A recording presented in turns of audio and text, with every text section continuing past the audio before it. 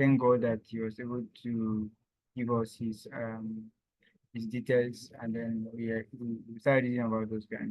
One thing I've been doing as a person is reading.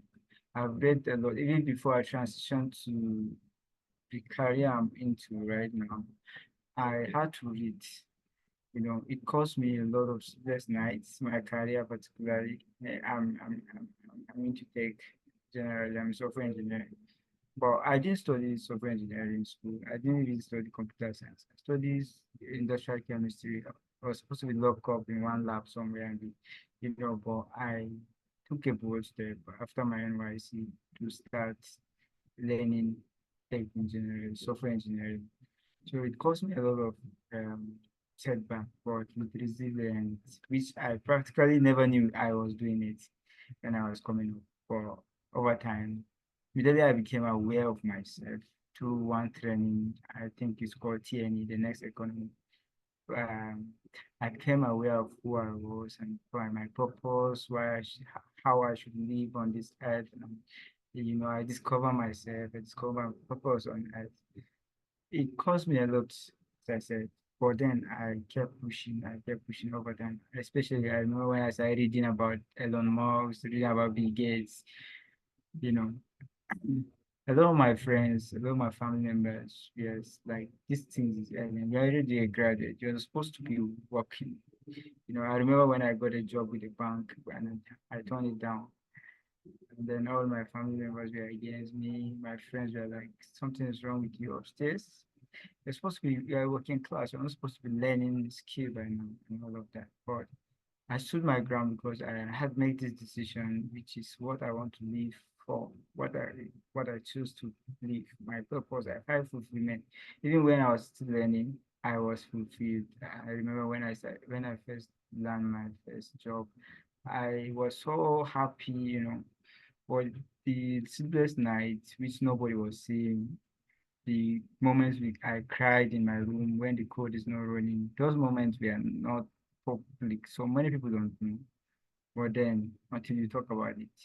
So it takes something more, something like passion from within, or want to push through to be a resilient leader. So I think that aspect of the training actually stood out for me. And also when the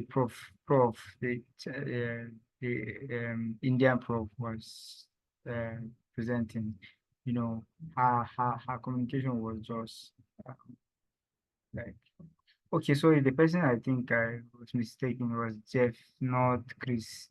Yeah, so it was Jeff's sessions that I think he's the one that talked about um, Michael Jordan and all that.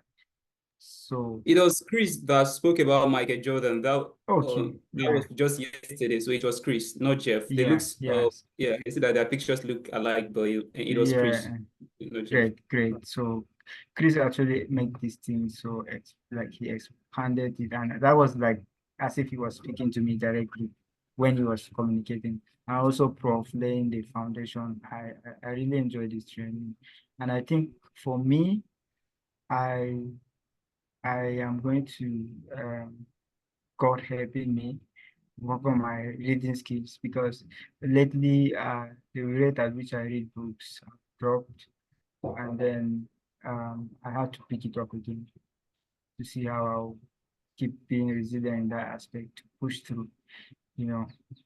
So thank you very much. I think this is one of the best things that happened to me in 2024. I know one of my goals was to transition from being a Web2 guy to a Web3 developer. I'm working on that, but the best aspect of it, I've been reading books about leadership.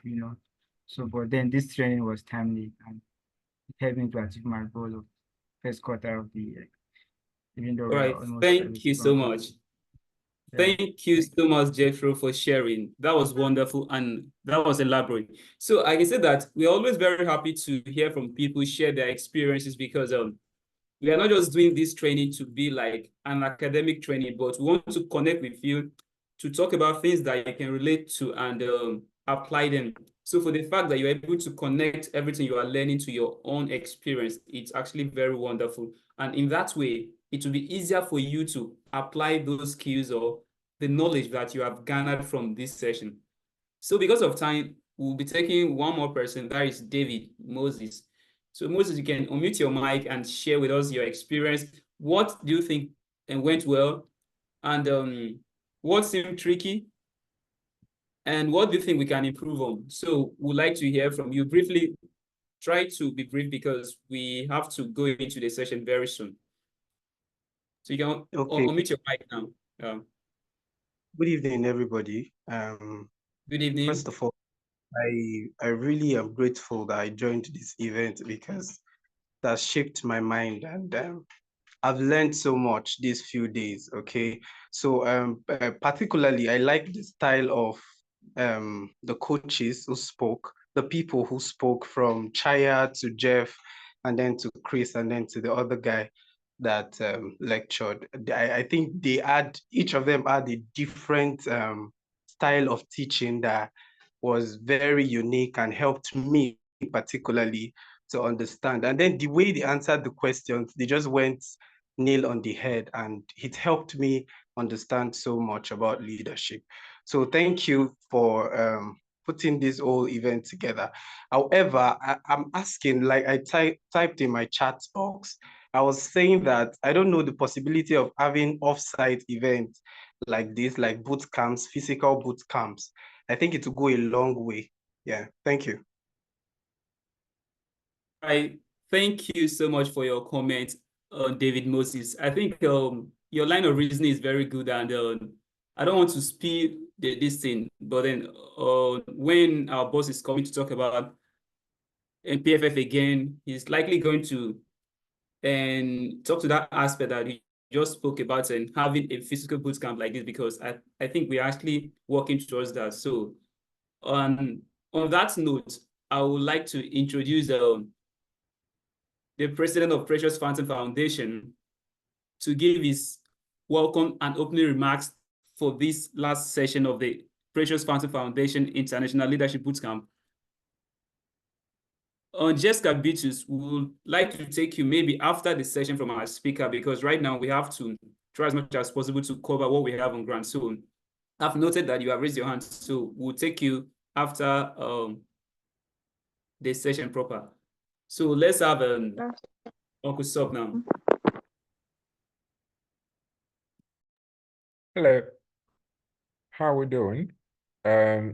Jessica, not to be worried, you can know that we will have you very soon. The truth is that the last day of our bootcamp is usually a day we talk about a lot of things. And because of that, we have to use a lot of time, because our speaker today will be going through a lot of detail. You are going to enjoy it. So she's going to be teaching you how to set up leadership events in your area. She's going to be teaching how to write a proposal, what we expect from the proposal, so that when you send us your proposal, you know for sure, oh, I've done something really good and we are going to be funding this. Now, note that we will be asking you to set up leadership events in your area. Leadership events. So this alludes to my friend who was asking about physical events. If you want to do a physical event, send us a proposal. We'll work with you to make it happen. And yes, we are thinking of creating a physical bootcamp. We'll very likely do it in Ghana. We're already working on that. If it doesn't work next year, then it will work in the next 2 years. But you have a period to apply. We're hoping that it will be free of charge, and we'll be able to sponsor people to come. If, for example, we are able to raise the funds we need. And yeah, we can make it happen. But it is a thought that is still in our head, and we are working on making sure it gets better. I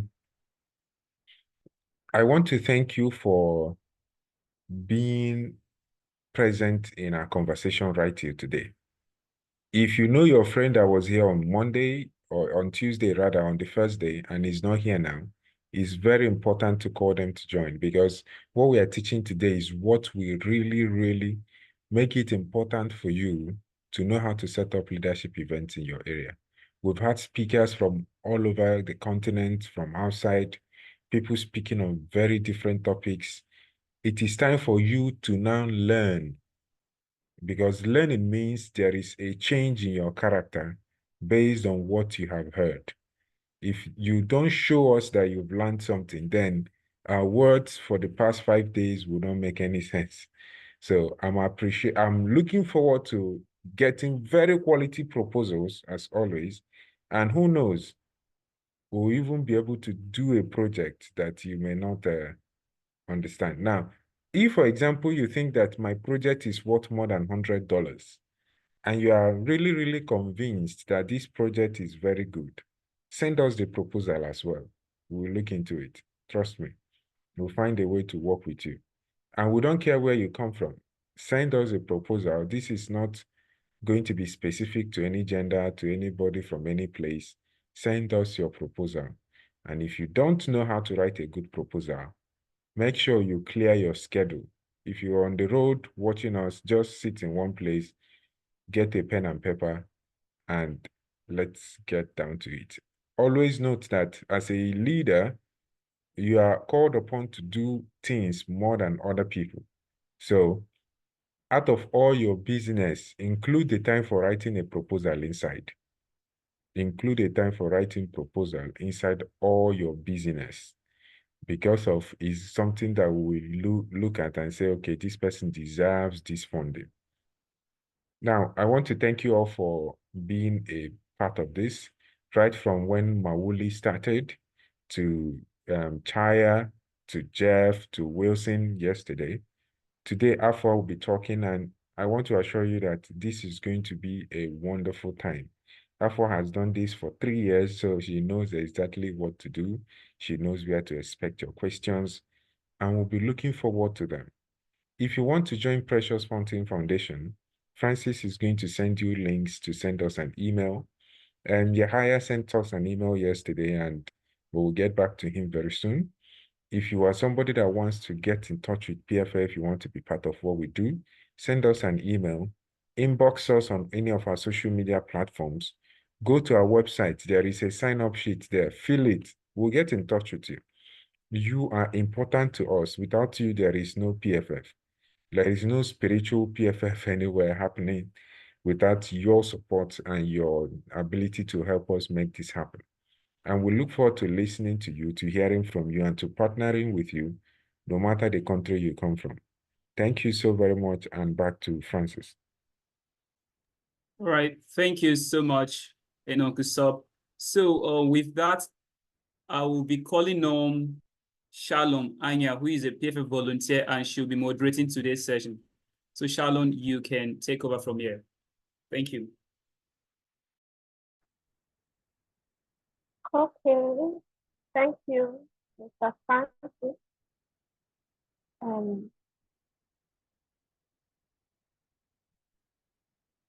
Good evening once more, and you're welcome to the final day of the bootcamp. I don't know if I'm being heard.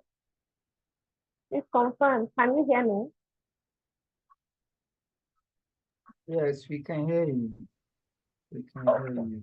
All right. Okay, so we'll be having a very interesting speaker today. Just like Nkansah introduced her briefly, she has been part of PFF, and this is her 3rd year. So we'll be having her to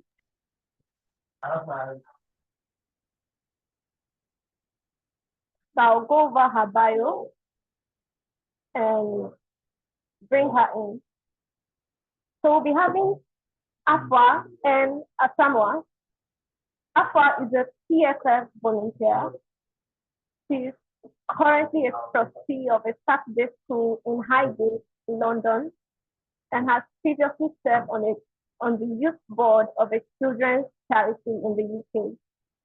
She advocates for the importance of cross-generational conversations about topics that affect the youth. She's passionate about developing youth policies that provide young people with opportunities to shape their experiences. So we've had her for 3 years, and I think standing with us for 3 years is a very big kudos to her, and it is a privilege to the PFF body. So if your hands are not busy, let's make welcome Afua to the space. You're welcome, ma'am. Please, you can go to the chat box and clap, or you can give a thumbs up. I'm looking forward to seeing your clap, your hands clapping in the chat box.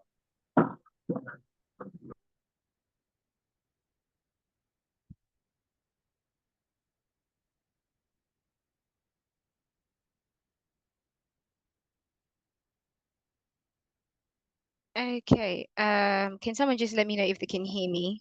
Just say yes, and then I'll just carry on. All right, thank you all. Good afternoon, good evening, good morning to everybody. This is an international leadership bootcamp, so that I know that not everybody is in the same time zone. So thank you so much for joining us. Thank you so much for joining us for the past few days. Thank you for spending your valuable time to receive valuable insights, which I believe will be very important in your leadership journey if you haven't already started, and if you've started, would enhance your journey. So today's the last day, and the last day is normally the day that everyone has loads of questions based on what has previously been asked and what will be discussed as well. But I welcome your questions, and through that time, if you have any questions, please put them in the chat or write them down so you don't forget. When we have a Q&A at the end, we would get to it. But yeah, I'm really excited to be here. I don't know, I'm feeling a bit nervous, even though I've been here for a while. But yes, I'm so excited to be here with you all. If you've been to any of our leadership programs, whether our female leadership program or our normal leadership program or international leadership program, you know that I'm a very interactive person. So I like to ask questions, and I expect people to, you know, just give me quick answers so that it doesn't feel like I'm the only one speaking. I'm just going to quickly talk a bit about myself and my style of presenting. As you can see, I speak really fast sometimes, so please, if I'm speaking too fast, just tell me, oh, you're speaking too fast. I didn't catch that. So that we can all understand ourselves, because this is really about imparting knowledge. Apologies. Yeah, and I wish to be understood, essentially. So that's that. So I'm just going to introduce myself again. Yes, my name is Afua. I've been with PFF for a while. I've seen the International Leadership Bootcamp grow. I've seen how it's changed different people's lives. I've seen how it's improved confidence in some of the people that are actually on this call today. And I really hope it does the same for you if you're really joining us for the first time. And yeah, I'm just passionate about sharing this stuff that I'm about to share. So to start off with, this year, our theme has been on resilient leadership. So this is about building resilience. And I've heard already how this has been really useful for you. So when I was setting up my presentation or starting my presentation, I was really thinking about how to bring out this or how to convey the skills that we're about to learn, or for some people who already have these skills, how we're going to improve on these skills, but having resilience as part of it. So that's basically what I'm going to be covering, essentially. Okay, so I'm going to move on, and this is going to introduce our interactive session. We have a bit of an icebreaker. So our first icebreaker, I have 3 questions I want to ask you. Please use the chat function. Like I said, interactive. So please get your fingers ready to type.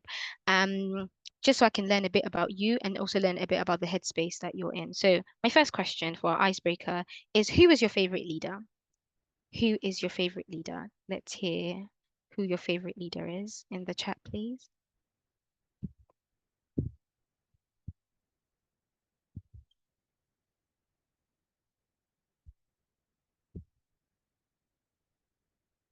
Okay, we have Obama, first answer. Anyone else? Trump, fair enough. Anyone else? Musk, okay. Obama, yep.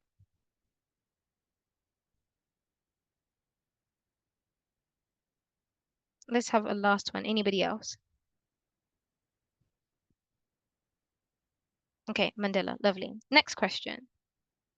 If you could choose to have any leadership superpower, and I'm going to leave that up for discussion about what you think a leadership superpower is. If you could choose to have any leadership superpower, what would you choose? And hopefully that would explain a bit about how you see leadership. So if you could choose any leadership superpower, what would you choose?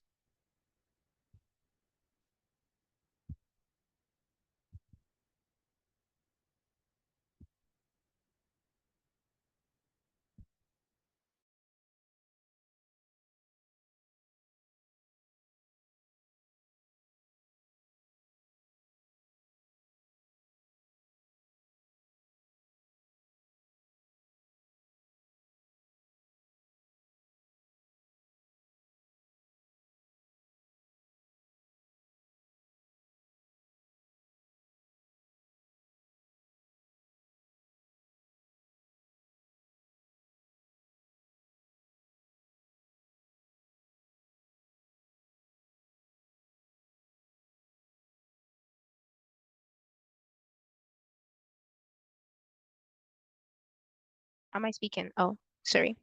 I was speaking. So yeah, so we have emotional intelligence, we have kindness, we have wisdom. Okay, I'm liking these. We have the ability to make followers see what I see. So again, vision, to be able to articulate vision, um, emotional intelligence, to choose to be a CEO like Elon Musk. Okay, I love all of these. And then our last question is, what is your favorite leadership quote or a quote from your favorite leader? This one, I hope it should be really quick.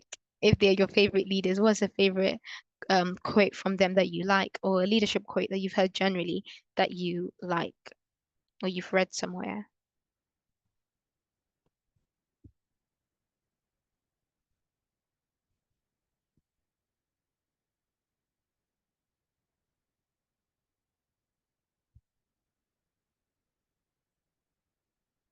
Okay, I think this will take a bit of time because people have to type what the quote is going to be. So I'll just give you like 60 more seconds. If we can even get just one quote from your favorite leader or a leadership quote. So that's your favorite.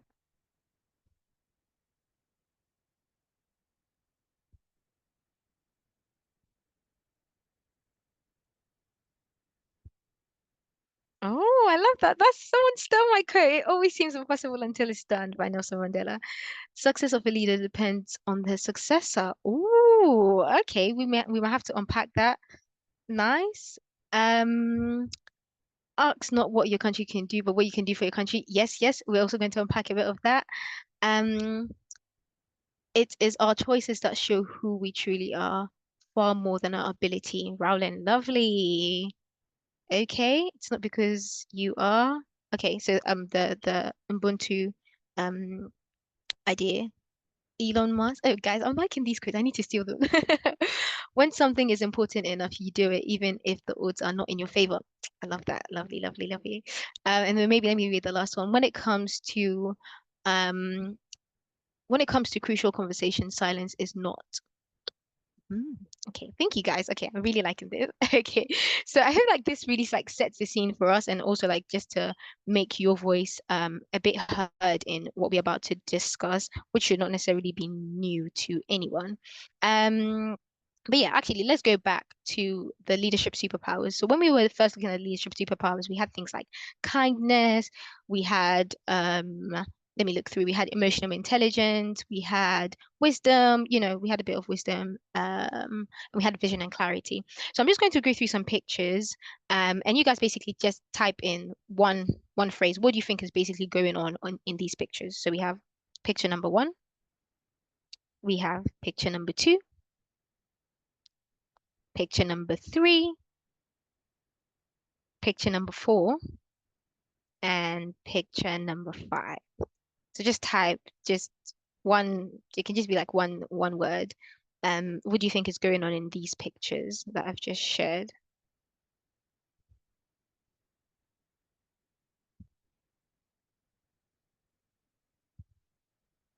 Okay, we have communication.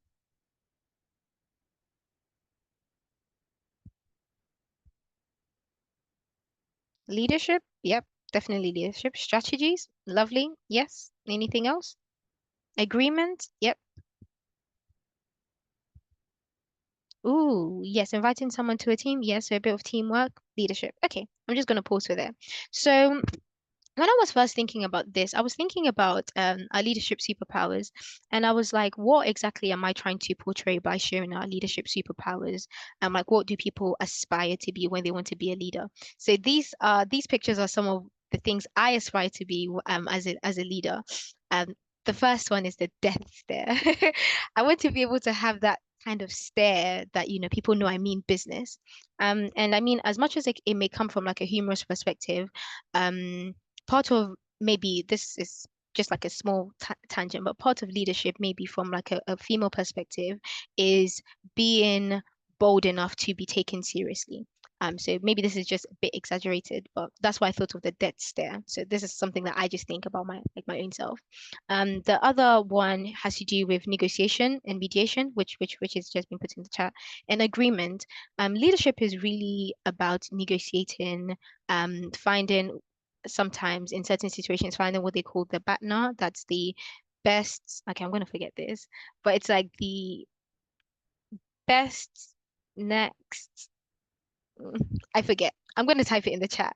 But it basically is oh, I remember. It's the best next it's the best alternative to it's basically like a compromise situation. And sometimes as I've grown through my own leadership, I've just realized that you can't always have your way.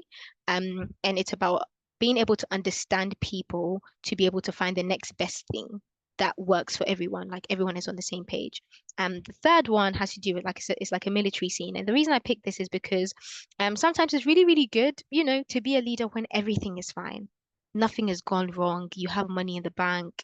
Your enemies and your well, in the business world, your competition is not really chasing you. They're not really doing anything.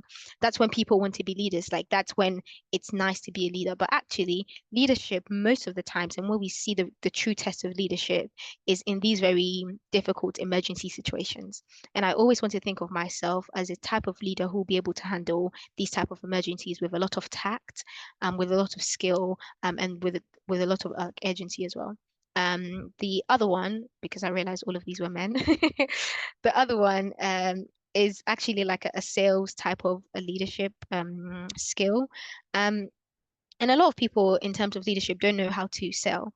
Now, I'm not necessarily saying that sales should be a skill that you put yourself wholeheartedly in when you want to become a leader.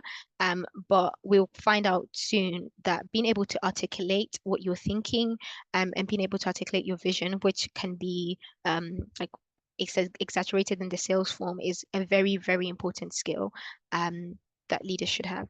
And then lastly, I chose Steve Jobs because of his smile. Um, Sometimes you don't really see leaders smiling a lot. Um, yeah, and I think yeah, and it goes back to actually what you guys said in the chat about you want your leadership superpower to be kindness. And actually, I don't think we have a lot of kind leaders in the world, so I really admire you for that. And that's also what I want to be. I want to be a very kind leader. Anyway, so that's just getting to know each other, but setting the scene. All right, so we're just going to do like a quick recap on resilience, which I know amazing speakers have spoken amazingly well about, and I'm just here to just ensure that we're all on the same page. So resilience, the definition of resilience is being able to have the unparalleled ability to adapt. Something that it's becoming more of a term called bounce back ability. They hit you hard on the ground, you're able to bounce back. They hit you hard on the ground, you're able to bounce back. Now, it's very, very nice to talk about resilience and say, yes, I'm that kind of person who I've been through all of these adverse events, and I've done this very, very, very difficult thing, and therefore that shows I'm so strong because I'm just here. However, I'm also here to say that resilience and resilient effort should not be a replacement specifically when we're talking about systems, for the removal of inequality, a lot of things that people go through where resilience is required probably sometimes means that there is number one, a lack of the system, so that system is not in place, so there's no order to ensure that a solution is made for whatever situation is going on. So that's one. Or that the system is there but that system is broken, or that system is unequal in whatever shape and form. So it's just something to put in the back of your mind, especially for some of us who've worked really, really hard, come from really, really tough backgrounds, doing really, really tough things. I really want to say congratulations to us. In my mother tongue, I'll say Ayiko. However, it's also very important for us to recognize that resilience is not supposed to be a full replacement. It's like we shouldn't be just fully resilient in everything, because that then shows that there's no system, essentially. It's not that resilience should necessarily become the norm. It's a very, very great skill to have, but certain systems should be in place. Now, having said that, I want to put an extra big disclaimer, because when the PFF team, like when we're talking about leadership, or when we have like some brainstorming sessions and we're thinking about why exactly like we're doing this leadership boot camp, and one of the big things that we realize from an international perspective is that some of us come from communities that are really hard. Some of us come from communities where, like I said, the system doesn't necessarily exist. So you've had to be resilient from day one, because it's not like anyone was about to give you something that was well thought and well built. And so therefore resilience had to be built, and therefore we commend you for that. And also part of the reasons we're asking you, which we'll come to later discuss, asking you to bring your social action projects and to bring your proposals to some of the problems that you're seeing in your community, is so that it's either you become a solution for the lack of a system, or B, that you become a solution for some of the failures in the system. That is why leadership is there. And this year we had to add resilience, and because we recognize it's a very, very important skill for us to have in our arsenal. And I'm talking about this from a mental perspective as well, because action comes from understanding, and really understanding what the state of affairs are, then as leaders enable us to act in the right direction. All right. Another thing I'm going to say about resilience is resilience has a secret sauce. It's just one word. Well, the secret sauce I'm thinking about. Resilience has a secret sauce that I'm thinking about. It's just one word. It's 4 letters. Not 3, 4. 4 letters. 4-letter word. What do we think the secret sauce of resilience is? It might not be an obvious one. Just 4 letters. This is not a universal answer. This is just my answer. I'm coming to make an argument. What do we think the secret sauce of resilience might be?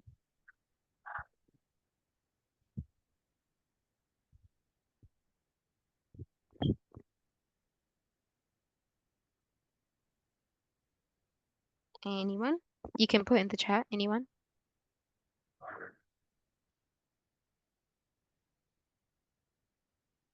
Bro? Oh, I like that. You guys were thinking the same thing, bro.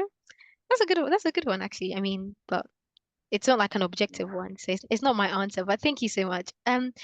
The answer I was thinking in my head is actually hope. To be able to bounce back and have that unparalleled ability that you fall down, you get up, you fall down, you get up, you must have hope that things are going to change.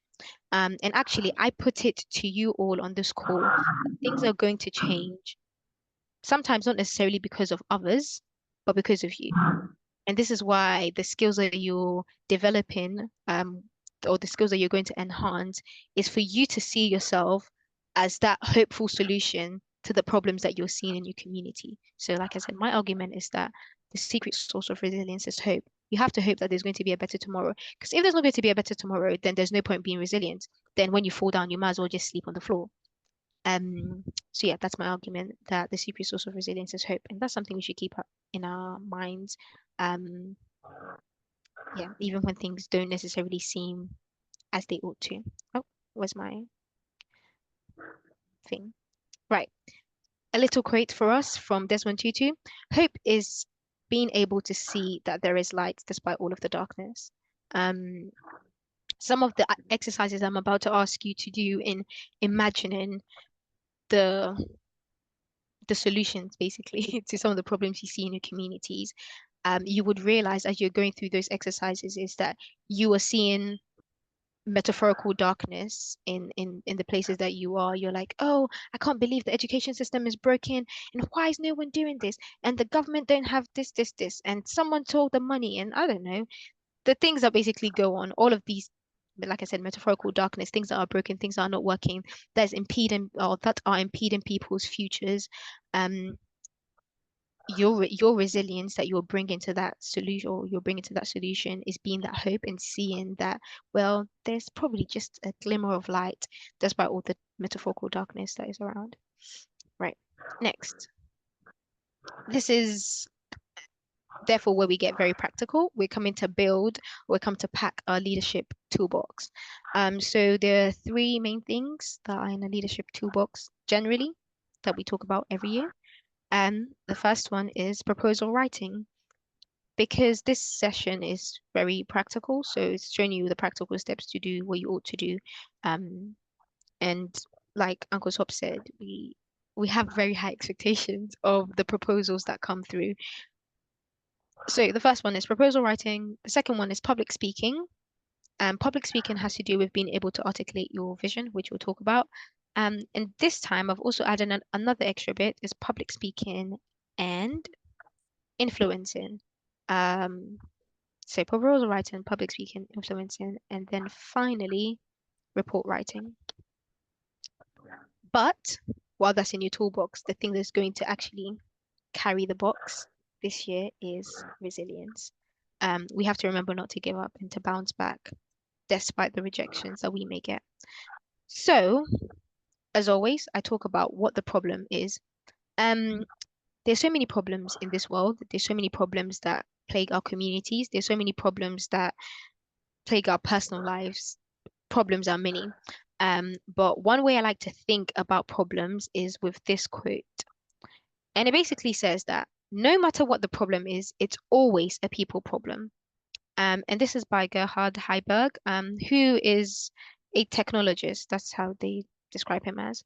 But yeah, he's a tech guy. And the more I reflect on this, I find this to be unparalleled and actually quite true. It doesn't really matter what the problem is. Human beings are always the problem. If you build a system, maybe you make a bit of code, I don't know, you code some stuff, like software, and the code breaks down somewhere. Yes, it's because of a series of little things that may have happened, but ultimately, it's a human being that did it. It's always a people problem.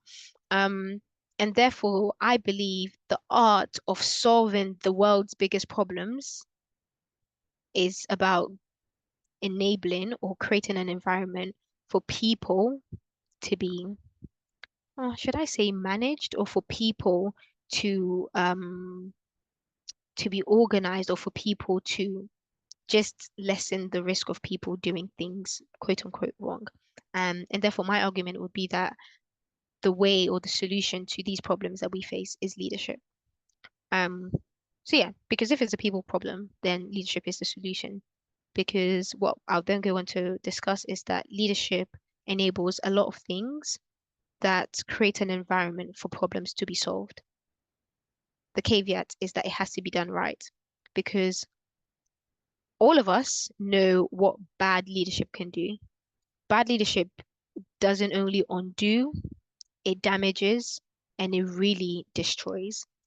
However, good leadership really sets, I would argue, humanity on the right track, essentially towards growth. All right, so what does leadership do? Number one, leadership brings order. And the reason I'm presenting all of this is I'm first starting with our mindset, how we're thinking about ourselves, because the mandate I'm basically giving to you is that you are the solution. So therefore, what do? You bring order. Leadership brings order. Leadership brings vision, which we've different people have already talked about. Leadership brings resource management. And finally, leadership brings coaching. There's so many things that leadership does. I just wanted to talk about these few things, specifically the first three. Actually, all of them. But yeah, order, vision, resource management, and coaching. Now, what does order do? Order ensures that work is done. Number one, work is done. And that it delivers results and that it is properly managed. That's what order does. When you come to any situation and it's disordered, arguably you might get results, but the results are not necessarily to a specific type of standard. So order sets a standard or imposes a standard on something to ensure that work is done to that standard that has been set. Therefore, inherent in the idea of order is, I lost my word. Therefore, inherent in the idea of order is intent. Aha, there we go. It's intentionality.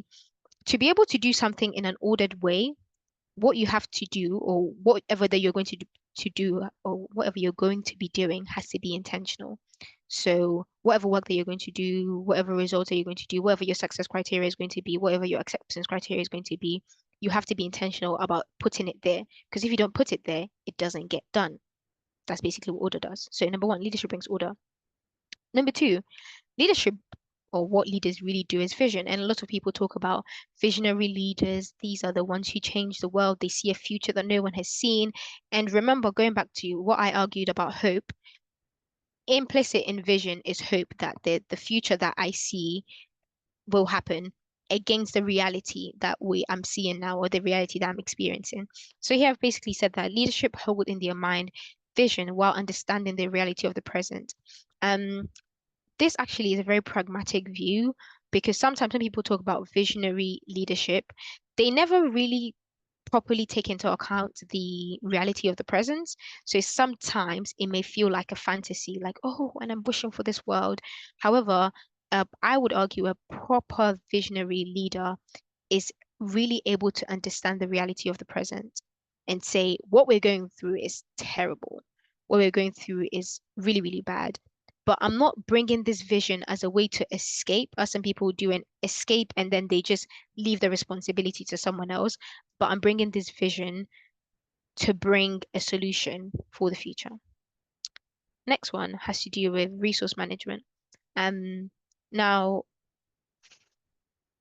for most people, we would understand that resources come in different forms and there are different types of resources. So normally when you talk about resources, the first thing people are talking about is money. But resources is not only financial. Resources, the biggest resource, to go back to my argument earlier on, the biggest resource is people. So human resource, financial resource, environmental resource, you name it. These are like things that people learn in school. But resource management. Now, therefore, what does leadership do?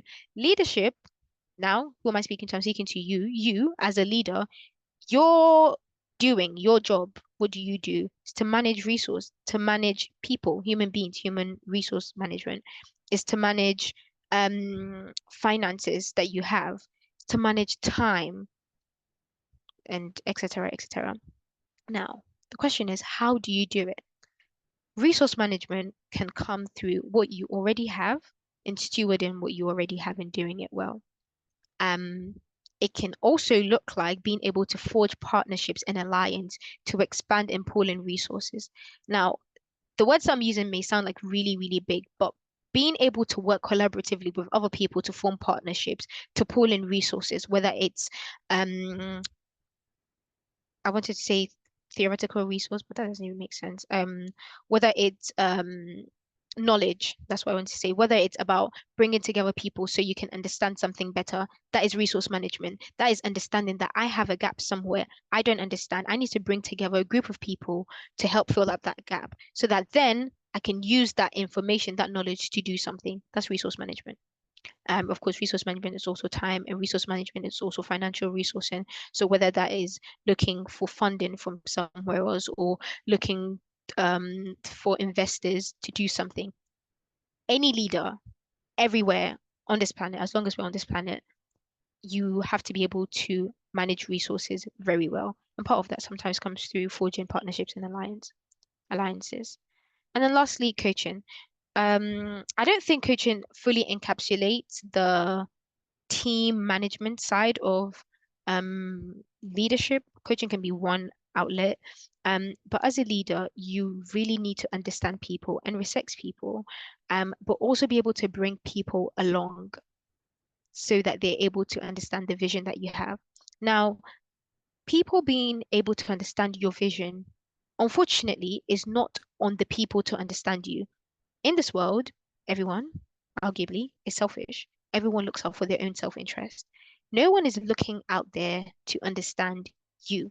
Hence why communication skills are important, influencing skills are important, because it's on you to be able to articulate your vision in a way that is understandable, is understood, that's English, in a way that is understood by the people that you're communicating to. Therefore,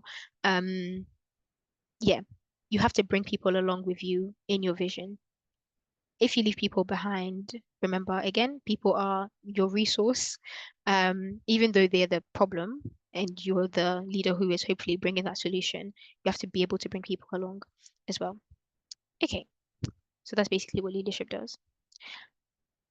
So the actual agenda in terms of our toolbox, again, we're talking about proposal writing, talking about public speaking and influencing, report writing. This report writing has to do with our evaluation of our project once we're done with our project. And number 4, the impact fund, the application, what you'll be filling in and sending to us very soon. Okay, yeah, so that's basically the stuff. So the proposal writing.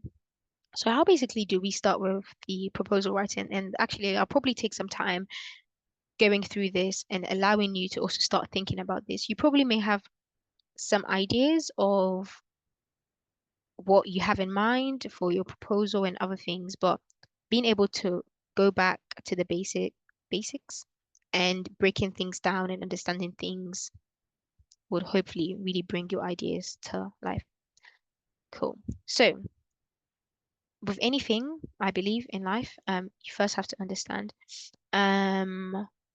Sometimes we are under an illusion that we truly understand what is going on, but actually, when you realize, or maybe when someone asks you, maybe explain the situation that's going on, you realize that you probably do not properly, or maybe the proper word is sufficiently understand what is actually going on. So sufficiently meaning you can't comprehensively explain the situation. You don't know what the root cause is. You don't know what that its dependencies are. You don't necessarily really understand what's going on. And therefore, I would argue that as leaders, we need to spend a lot of our time really understanding the heart of the problem. However, having said that, we don't need to get caught up in what we call like analysis paralysis, or I need to understand this and analyze and overanalyze and not do. But you really need to understand what is going on, because that really directs a lot of your actions. Okay, the other thing I will also say is that knowing and understanding are not the same thing. It's nice to know that in your area, sometimes the local primary school in your area, sometimes maybe let's say half the year, the children don't go to school. It's nice to know that. As to whether you understand what the problem is, are two different things. So that's what I mean by there's a certain threshold of there's basically like a certain threshold of like volume, or maybe I'll even put volume of what you know that constitutes your understanding, and then you have to take time to essentially do that. In understanding, this is basically in our application form. This is basically what's known as the problem statement. Now, to be able to fill any problem statement, not necessarily just with this application form, but with anything, you have to be able to, well, you should research. Research doesn't necessarily always have to be something that you just sit behind your computer and do. Research is just basically about finding information that you yourself don't already have. I know someone mentioned earlier on about reading a lot more, so it can be reading, it can be asking. One idea that I like to live by nowadays, when I speak to people, I tell them that you should always in life be at an informational advantage. At least if that's if there's no advantage you have, at least the one advantage you can have is to be at an informational advantage. And how do you be at an informational advantage? If you don't know, you seek. If you don't know, you search. If you don't know, you ask. If you don't know, you find. If you don't know, you knock. And some of these are actually probably like quite literally, you knock on someone's door, hi, oh, I don't necessarily understand this.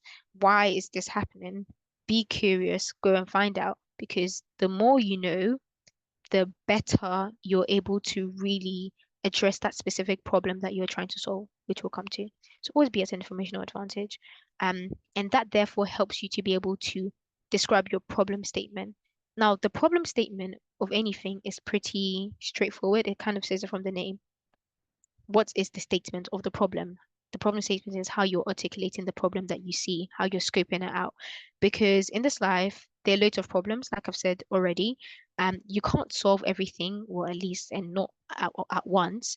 So scoping out the problem to say, I want to solve this at this time for these people because of this. Problem statement. So yeah, that's also very good to know. The next thing I'd say in starting out with your impact fund and just generally thinking about yourself being a solution to your community is to imagine. One of the biggest things that human beings have been blessed with is our imagination. We can sit down and think about the wildest things, some of them positive, some of them negative. But yeah, human beings, honestly, we are very, very innovative. We can sit down and just say, oh, I think actually we should do this like this, and we should do this like this. And that's how so many inventions have come, because people have just allowed themselves to think about solutions. Um, Something that just came to mind is, if anyone has ever been to therapy, or maybe like just studied psychology and know about the therapy process, you realize that therapists don't solve their clients' problems. No, they don't solve their problems. Their client's mind is basically like this, with all their thoughts jumbled up into a ball. Um, and therapists basically just ask them questions to unpick specific strands, so it becomes clear to them, or to their client, what they should do. Essentially, what I'm trying to say is that we as human beings normally tend to have the solution to our problems ourselves. We know what the solution is, but sometimes it's not necessarily apparent to us. And one way we can do that is by imagining. Other ways is of course by brainstorming and talking to other people and blah blah blah.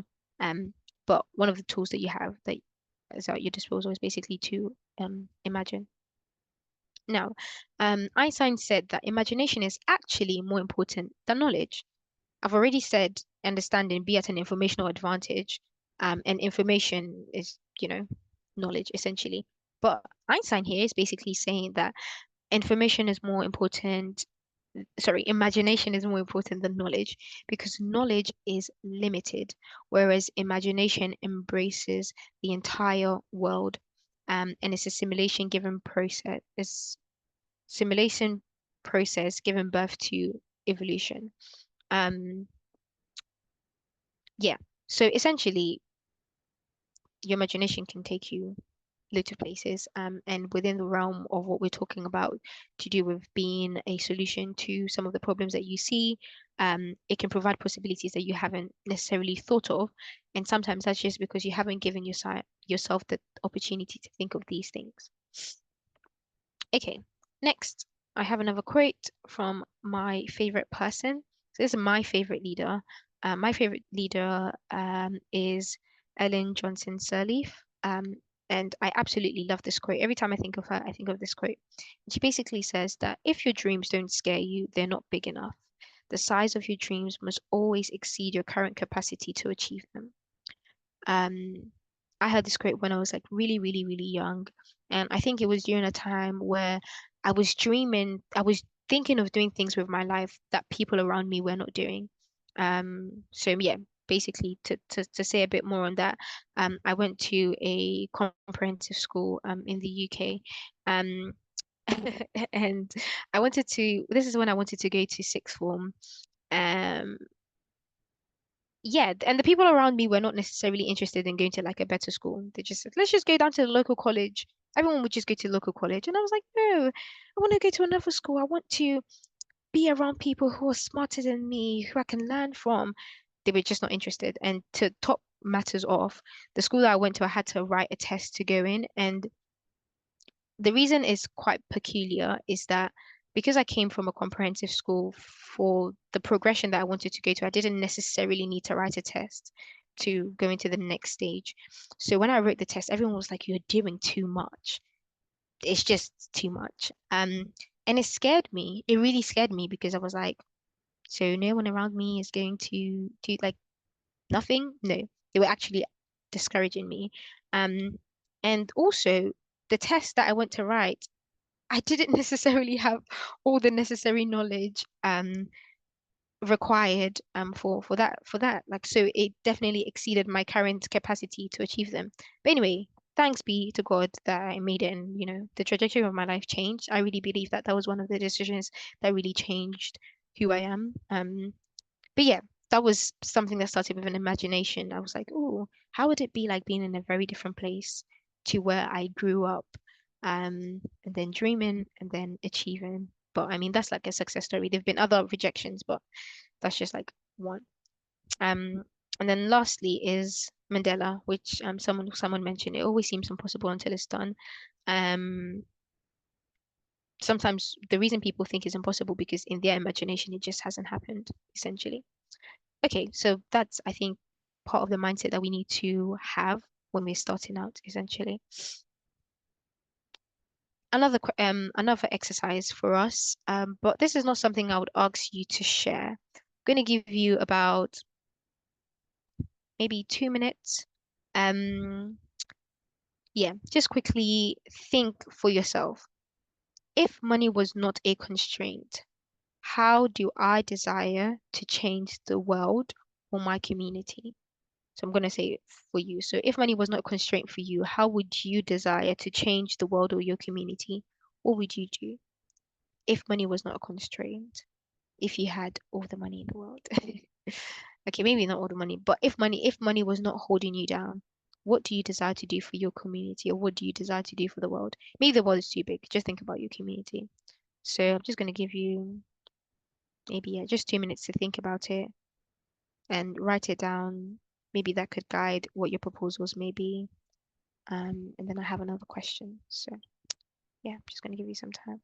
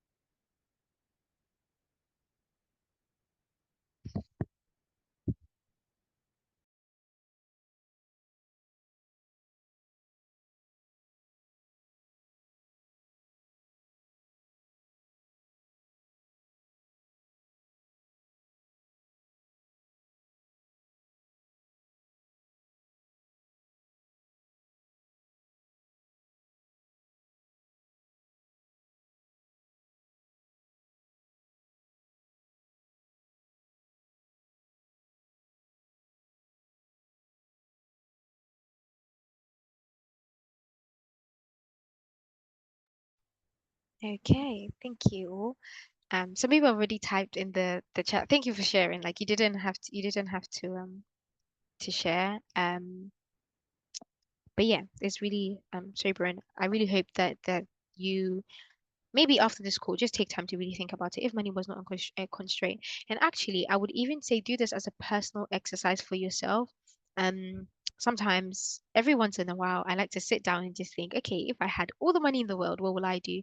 And I have all of these crazy dreams. I'm one of those crazy people that I really think I can change the world. Um, yeah, and I think actually even being part of this call and just telling you some of the things that I've been through, I think is a changing the world, but everyone sees changing the world in a different way. Anyway, so that's the first exercise. The second exercise is, okay, is this thing gonna move? About your sphere of influence. Now, the reason I'm talking about your sphere of influence is because we're talking about your community. So this question is about how do you decide to change your community, or how do you decide to change your world? Now, this one is more about being very specific about what your community is or who your community is, and really understanding your sphere of influence, because that is the place that you're going to be changing the stuff, or that's the place that you're going to be impacting stuff or doing your social action there. So the questions that I have for you, there are 3 questions. Number 1, well, if your community was a person, number 1, what is it good at? Number 2, what is it bad at? And number 3, what are their dreams and hopes? So if your community was a person, number 1, what is it good at? Number 3, what is it bad at? No. 1, what is it good at? 2, what is it bad at? And 3, what are their hopes and dreams? And hopefully that will just get you to really think a bit more about your community. And like I said earlier on about information, if you're finding out things and you're like, I don't know how to answer this question, it's something for you to pack, take back after this call, think about, and find out that information. So I'm going to give you a bit, maybe 1 minute or 2 minutes. Just think about your community. Try to personify it and engage with it, because you're engaging so that you can influence it. So let me give you time.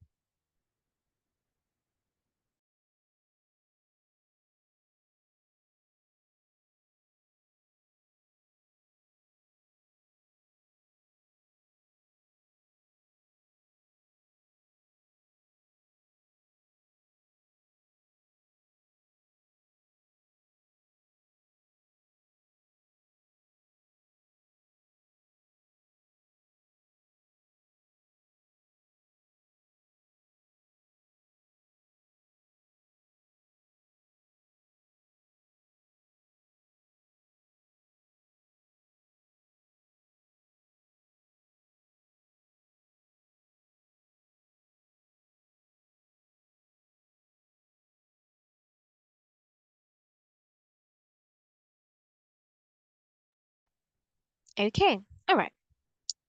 Moving on. So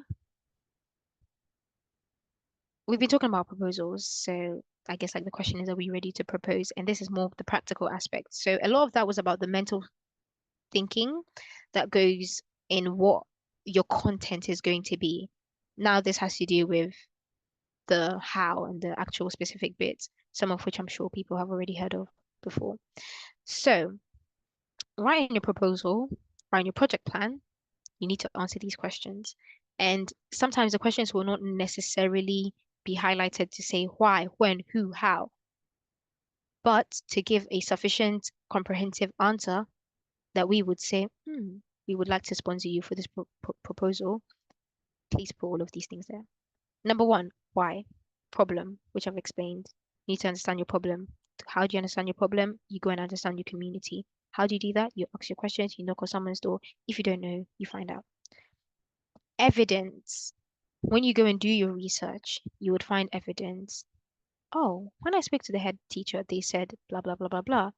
They previously had funding for blah, blah, blah, blah, blah, blah, blah. But now the funding doesn't exist anymore. I think I can do something small in the interim to help. Evidence. Need. You want to really explain what the need is. People need this. It's not a want. It's not that people just want this. People need this. Is essential to their education. It's essential to their growth. It's essential to their well-being. Need. That answers your why. 3 things.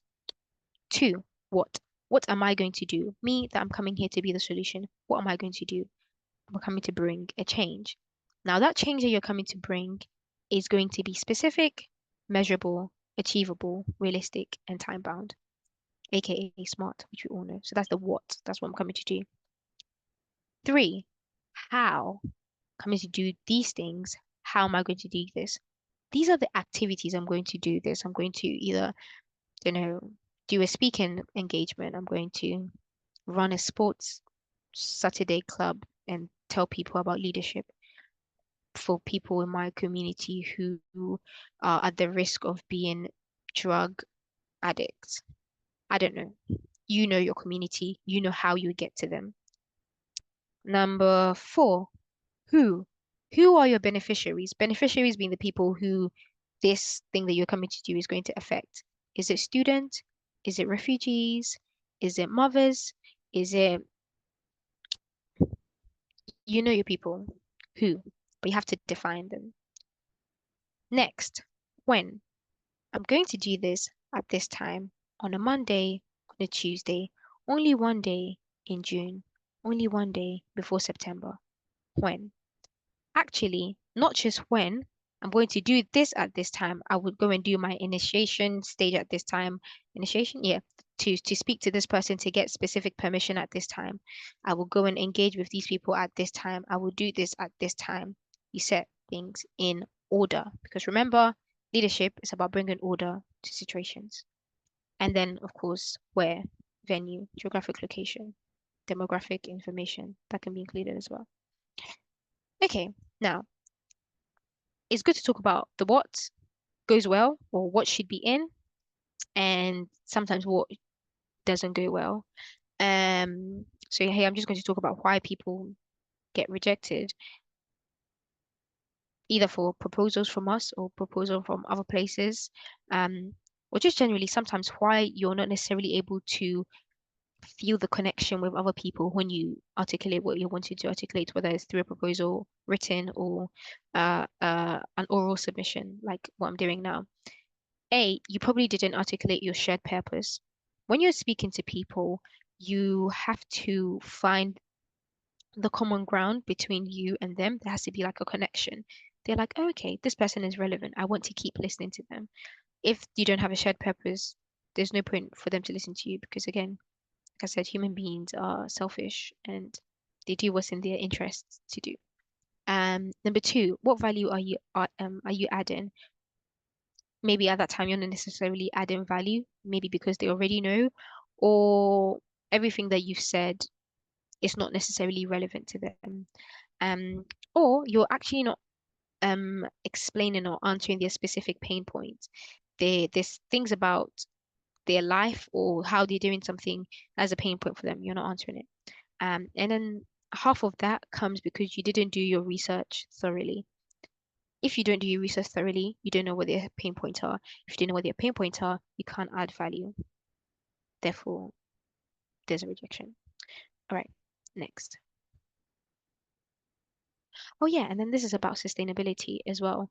I think sometimes it's really, well, sometimes most of the time it's really important to also communicate how your idea that you have is going to stretch itself. So with it, in terms of like resources, it's not that I'm just doing one thing once, but maybe I'm doing one thing and I'm following up and I'm trying to make a continued sustained change.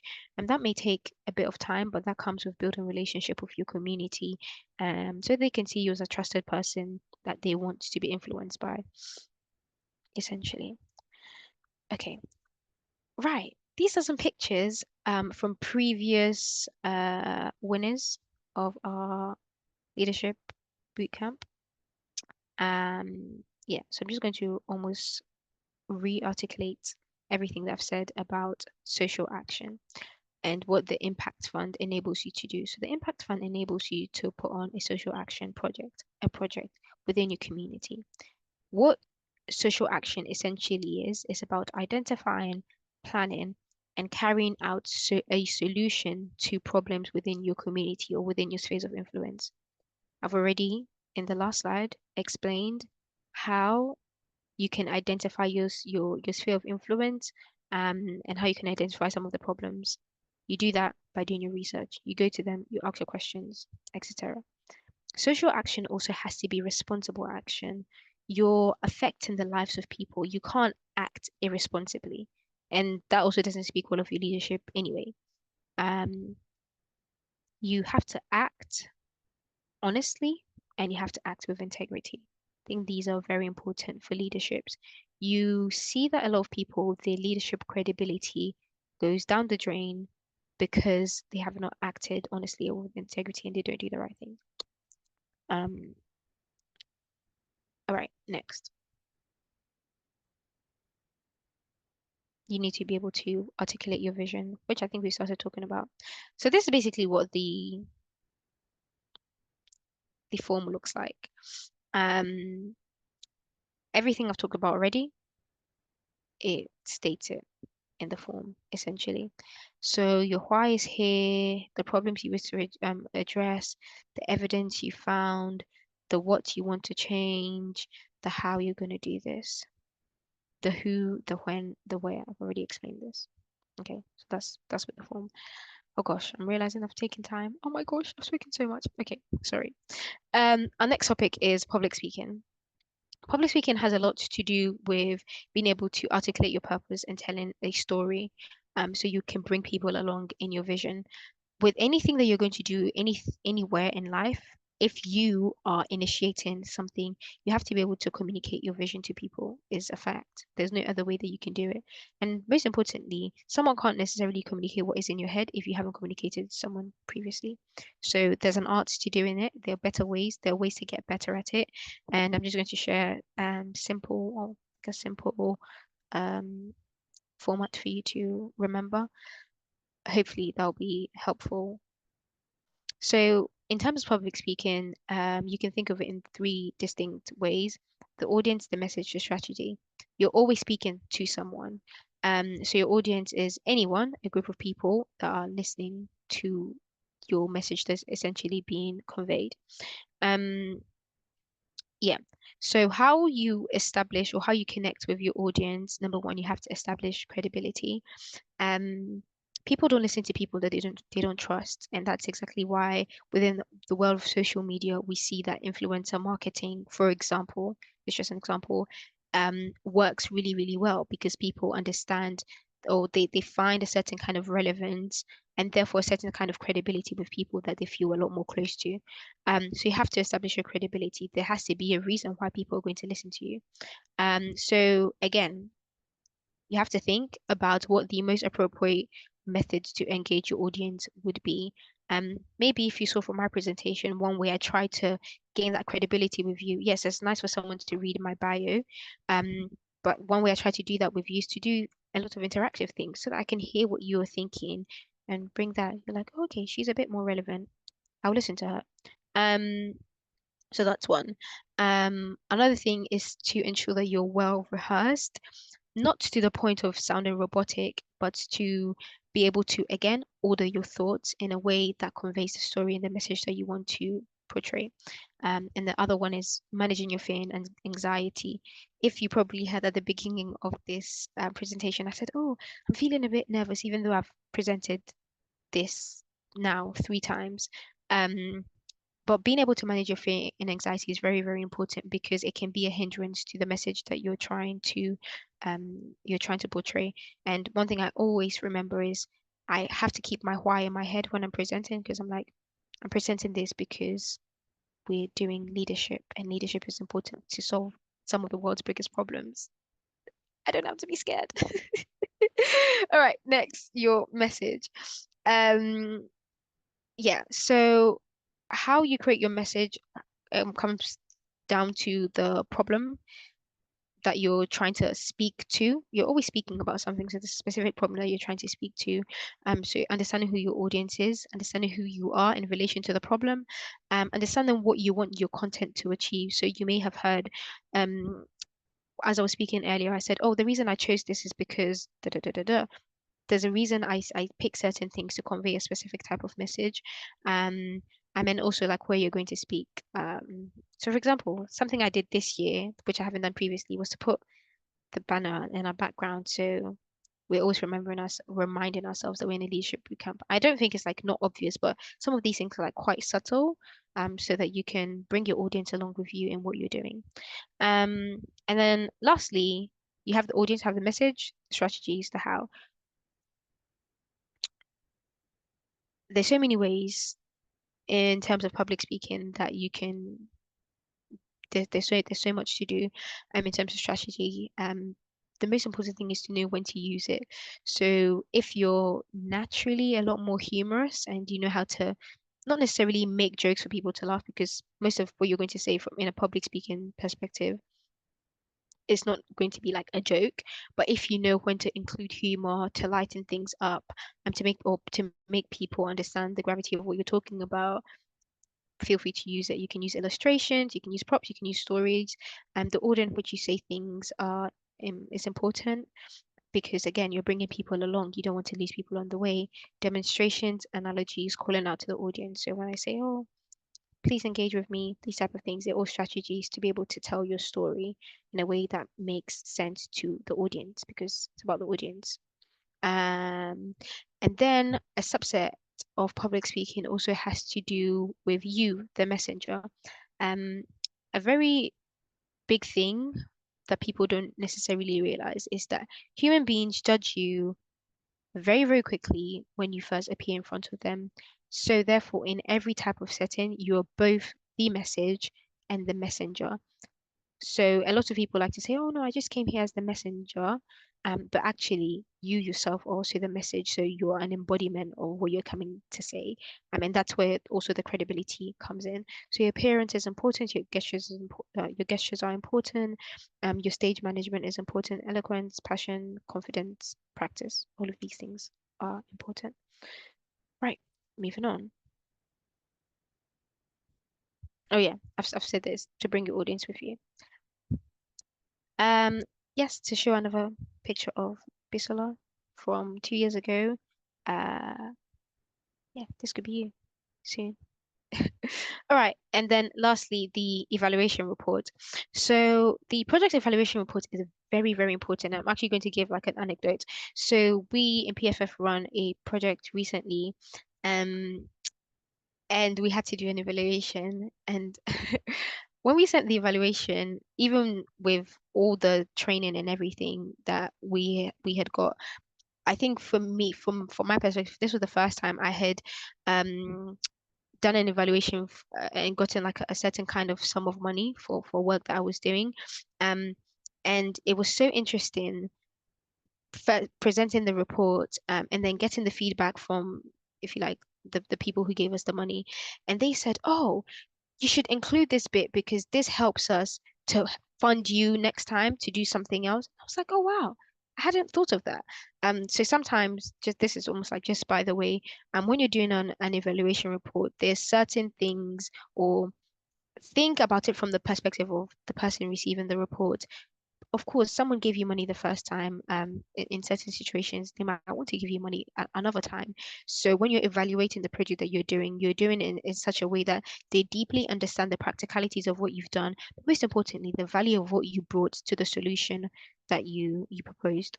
All right. So essentially, an evaluation report is a document that assesses a service's strength, weaknesses, result, quality, effectiveness, standard, etc. Yeah, and I think that the most important thing is it always answers a question at the end on whether that thing that you did is worth pursuing or not. And it helps decision makers. A project evaluation report is for decision makers, helps them make informed decisions about whatever you proposed. One thing that I want to think about, but it almost goes back a bit more to yourself before you think about your project, is standards. I would argue that, to read here off the slide, that the quality of a leader is reflected in the standards they set for themselves. Now, if you think about a project evaluation report, this has to do with the relevant criteria that you set on your project to ensure its successes, and if you measured up to that standard, essentially, when you're doing your problem statement and saying, I will do this, you will do this to this extent based on the criteria that you set.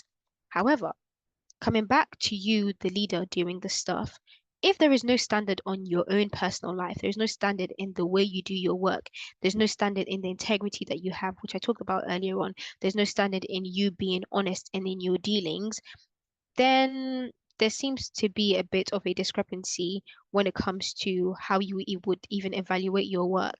I know there's some schools of thought that try to remove the leader from the work that they do and say, if, for example, you have like a leader who is has like bad character, it doesn't necessarily affect their work. Well, I would argue that when you have a certain standard for your life, that also comes out in how you do your work. So yeah, have a certain way that you do your stuff.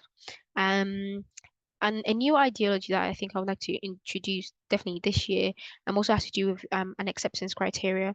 So when you basically say I'm going to do X, Y, Z, and I'm going to do blah blah blah blah blah, it's nice to say, okay, I've done this. I've done the leadership program, tick.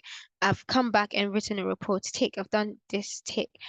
To go a step further for your own for the quality of basically like what you're doing, I would say to set an acceptance criteria on the work that you have done.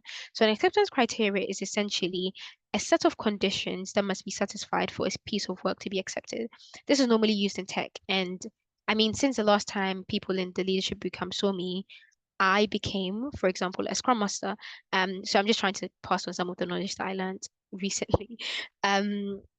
But essentially that's in a tech role, and I thought that that was actually a very, very useful ideology just to have in any type of work that you produce, especially like with a specific type of project where you want a decision maker maybe to go forth and maybe either give you more money or for you to really know that you've done your best in whatever you've done. You put an acceptance criteria on the work that you do to say, okay, maybe for this to be successful, I have to do 3 little segments in that. So if I only did 2 segments and I didn't do one, in my eyes, it's not necessarily successful, but that's something that you put on your work to say that this is like acceptable. Yeah, so that's just like a tip essentially. All right, finally, all the English has brought us to this point, the impact fund. I'm just going to go through the form again, so you can see it with some of the new dates as well. So the winner of the impact fund gets $100 to put on a project in their community, something that they have scoped out, something that they have thought about. And if their proposal are accepted, they're given $100 to put this on, essentially, with the coaching of the very knowledgeable and wise Uncle Sop and the rest of the team. Okay, that's nice. Yeah, so the eligibility that you have completed all 4 days of the International Leadership Bootcamp. Sometimes there are exceptions, but we need very, very good reason, and that's because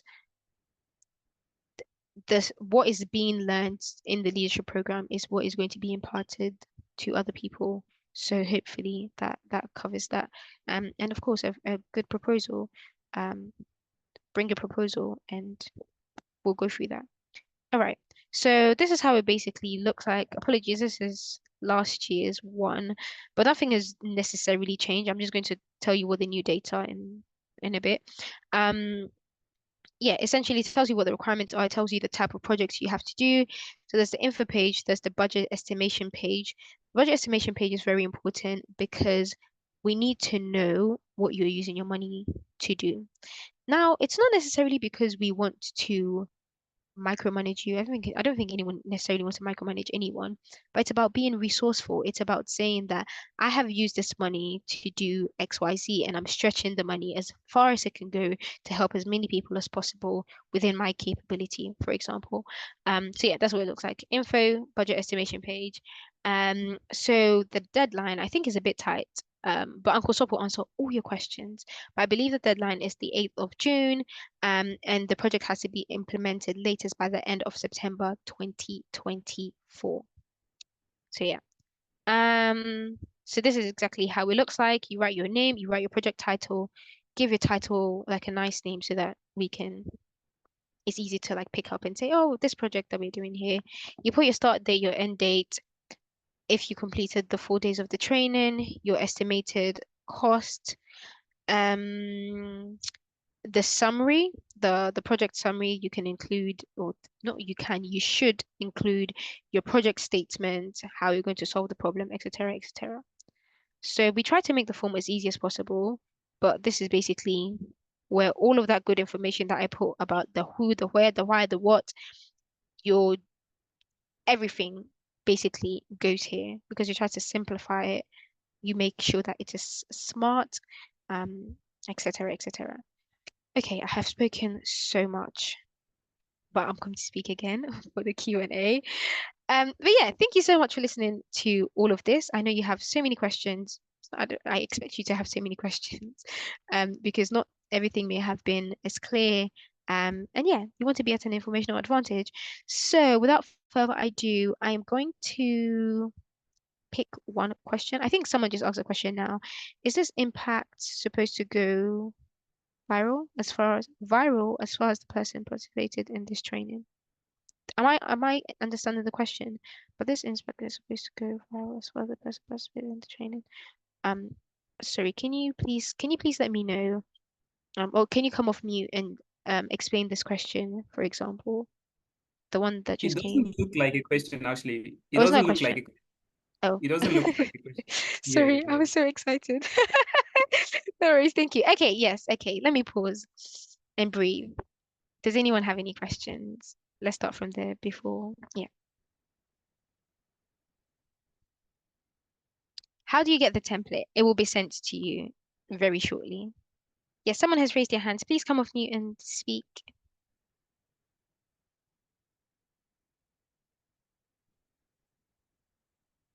Oh, Francis, can you help me, please, and just pick people to speak? Okay. Dana, can you please ask Yes, the question? thank All you right, very much. thank you. That was such an amazing presentation. Thank you very, very much. I hope you will share us your info and your phone number or your LinkedIn account or something else. I have two questions that I really am struggling with. The first one is how can we improve our articulation skill on our thought and vision? Articulating what we think, that was my first question. And the second one is while assessing or doing public speaking, we might be asked some questions, and at that very short moment, how can we organize our thoughts? Sometimes I Okay. feel like after someone asks me, oh, I should have said this one. Mm, I said too many things, and how can we fix this one? Is my question. okay. Thank you very much. No worries. Okay, cool. Normally I forget questions, but I think I got this. Number one, how can we improve our articulation skills? And number two, when someone asks you a question in the heat of the moment and you're like, oh, I could have added this, I could have subtracted this. Huh. I think being able to articulate your thoughts comes with practice, but of course comes with intention. So you have to set the intention to start articulating your thoughts. Um, and you don't have to start, and actually you shouldn't start with a big group. You shouldn't start where a I would say in most matters, but when you've got to stand in front of the 200 people that you need to speak to, that's when you're going to learn to articulate your thoughts. It shouldn't start. They should start in the small things. I, for example, would say that some of the times I'm really best able to articulate my thoughts come with my friends, or let me call them my advisors, the people in my life who I'm like, oh, I'm thinking this, I want to bounce ideas off them. It comes in those type of discussions. Sometimes it's just they're just my sisters. I'm like, oh, I have this thought, and they find me really annoying. But I'm like, I think this, and I'll go through over and over in different ways. So it definitely starts from there. It definitely start with practice, but I think actually before that, firstly, you have to be very clear in your mind what it is that you want to say.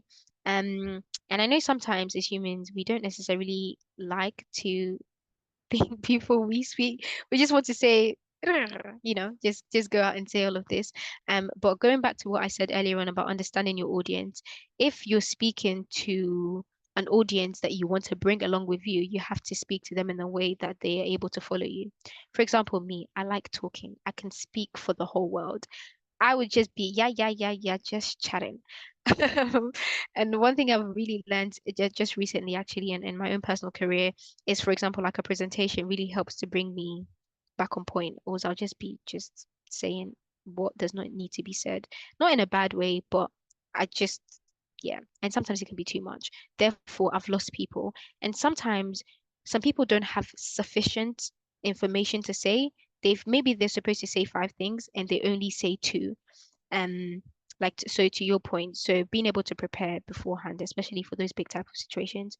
And you were saying, like, in the heat of the moment, how are you able to answer specific things? That was a question that I had.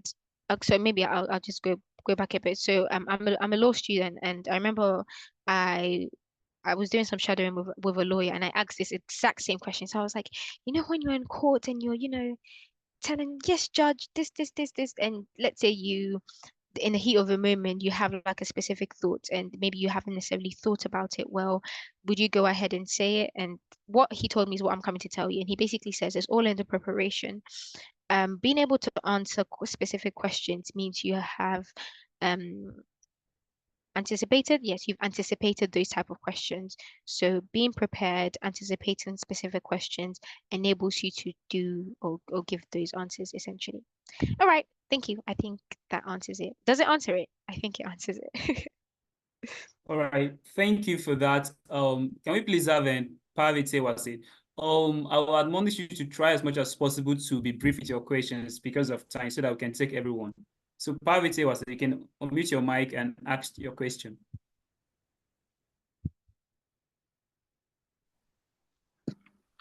Good evening, everyone. Hello. I sincerely appreciate the presenter. She actually gave us a wonderful presentation today. Without wasting time, my question goes directly to. My question is about maybe you want to do a project, and the aim is actually to help some of the students that actually come from poor backgrounds. And the major challenge they have is communication. You go, maybe you want to address them on one issues and they cannot even understand English. In such case, what are the measures you can adapt to solve that kind of problem? Okay. That is my first question. Okay. My second question is for actually, this one maybe is not for you, but I want to ask for those that are eligible for their certificates. When are they expecting their certificate to drop in their emails?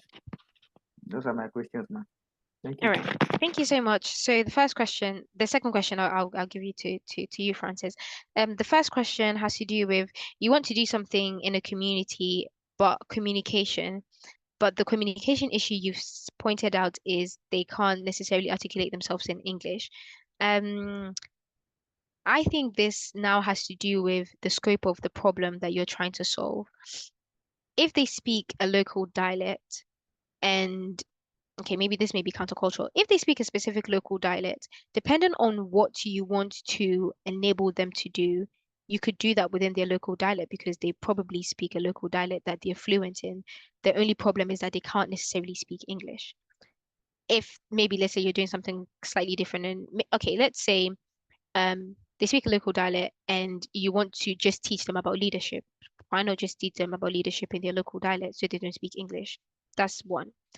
Or that the problem you're trying to solve is the fact that they don't speak English, then then it means that then your program would be focused on enabling them to articulate themselves in English. But then that's a more fundamental, like that, then your projects will be foundationally about enabling them to maybe be confident in speaking English, or I don't know, create an environment where the they're able to to develop more in that skill, because it means that they don't have the sufficient language skills to articulate themselves in English first, then to do other things. So it comes back down to the scope of what you want to solve and the gaps that exist. So understanding that, of course, the communities that you're going to and the people that you're going to are at different levels, doing different in different stages, and your how is then going to be determined by um is then going to determine essentially how you solve the problem. Um, yes, I hope that answers it. And then Francis, do you want to answer the certificate question? Yes, for the certificate, as the speaker stated, you have a deadline to submit your proposal. So they are going to grade the proposals, and we normally have a virtual gala where winners of the impact fund are going to be announced. And for this year, the date is on 15th of June. So rest assured, the certificates are going to be available before the virtual gala. That is 15th of June. And the form is going to be sent to you after this session so that you can fill, and from there we'll assess and see those that are fit to get the certificate. So can we have Jessica Bitus? Jessica Bitus, you can ask the question, please. Very much. I'm Jessica Beatus. I'm from Tanzania. Thank you very much for like a very, very wonderful presentation. It was so amazing. Like, I couldn't even get tired to listen to it. So I should for you to keep going. Thank Very you. much. So my first question is specifically on the proposal, like the impact proposal you're supposed to write. So there will be like a specific format you send to us so that we can just be filling on that specific format, like is a form or yeah, that is the first question. And the second question, it is on how many winners, like is there a specific number of the winners of those impact funding? So if there is, like, how many is, I mean, how many are they? And the Okay. third one, Oh, like, sorry. how, oh, the third one, how can we reach you if someone like wants to continue like a conversation, to continue learning from you after this session? Like, how can we be able to reach you? Yeah, thank you very much. I think because of the time, those are my three questions. Thank you. Okay, no worries. So are we following a template? Yes. The application form will be sent to you. But like I was saying, the application form is we've made it very, very straightforward. So everything that I've basically taught in this session about including all of the details, please include that in that section of your application form. And if you need more space, feel free to write. Actually, we encourage you to include all of the details to write in your project summary and everything. So that's the first one. So yes, you're following a template. The second one is, sorry, can someone help me? What was that? The second one? What was your second question? About the number, like the number of the winners. Oh, yes. Yeah. So Uncle Sop is going to come and tell you the number, how we normally do the numbers and everything. But technically, to answer that question, it depends on the proposals. If we have very, very good proposals, we normally endeavor to fund almost all of them without prejudice, honestly. We try to find the money from somewhere. Not so specifically for the leadership, for this leadership program, it's not necessarily like we have an existing pot of money somewhere, except if the team have found an existing pot of money somewhere. But based on the proposals, we really try to fund as many as possible. And that's because that's our commitment to also solving the problems within the world. I can Even answer in the a very question small right way. away. So Okay, we are going to please. fund 3 proposals, but Okay. if you have any good proposal, send it to us. For example, we funded 3 proposals last year, but we saw one that was very good. We added it and still funded it. Then we saw another one that was very good.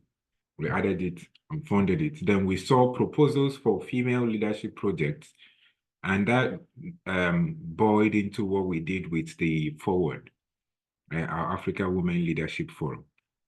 So as Afua said, usually God provides the money for us to fund any good project. So send us your proposals.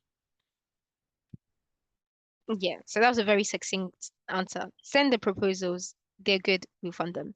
And then last question, how to contact me. I'll send my LinkedIn details. If you're on LinkedIn, add me. I'm usually quick. The only reason I don't normally send my number is I'm not always on WhatsApp as much. So sometimes I miss things, but unfortunately I'm on LinkedIn a lot. So yeah, that's that. Yes, Francis, do you want to pick the next person? Yes, can we have Wisdom?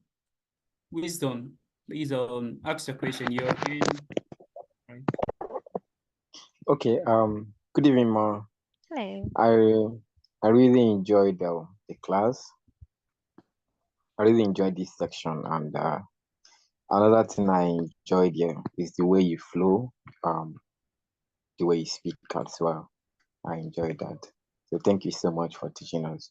My question is, as a public speaker and as a leader, one thing we battle with most times is confidence. Is confidence. So I've seen individuals who come up in the stage to speak to persons and you see them fidgeting. So my question is, so that I will not waste much of our time, how can one who is a public speaker build confidence in order to speak to his audience? So that is my question. Okay, so I'm just going to repeat it. Just make sure I heard it. So this is about confidence. So so the question is how you connect with the audience and you stop fidgeting and be confident. That's the question, if I'm right. Yeah, All right, yeah. cool. I think this is a very good question that people ask all the time. I don't think there's like a one size fits all for this essentially. There, I think I'll use myself as an example. I don't know about any other people, but um, sometimes there are situations that I can speak to multiple people. Like I can speak to like a room of 500. I'll not be scared, and then maybe I have to speak to like a room of 12 senior executives, and I'll be shaking. I'll be terrified. Um, yeah, how?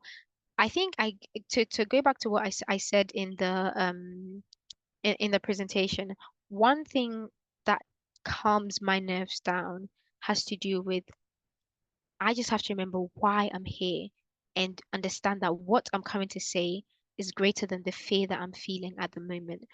Um, and that I've also prepared enough. So, like, you know what I said about this, what you're coming to say has to be sufficient. It's not too much, and you're just talking and just talking, and it's not too little, and it's structured. That's how I think of it. So if I've done those things, and I know that the thing I'm coming to say is important, then I feel myself like calming down. Also, what tends to happen is that normally at the beginning of most presentations, maybe within like the first few minutes, people are, a bit, but sometimes, especially if you're talking for like 40 minutes, 1 hour, you can't be scared the whole time. So sometimes you feel your nerves calming down.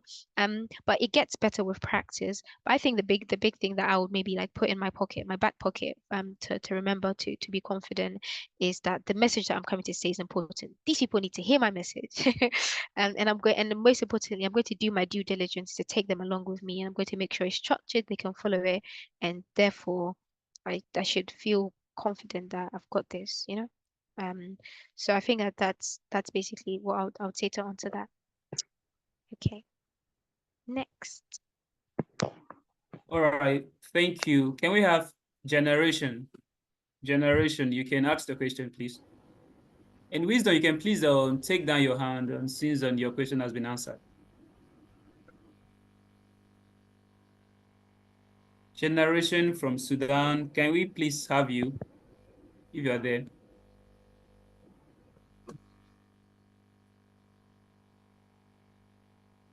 Let me try to check.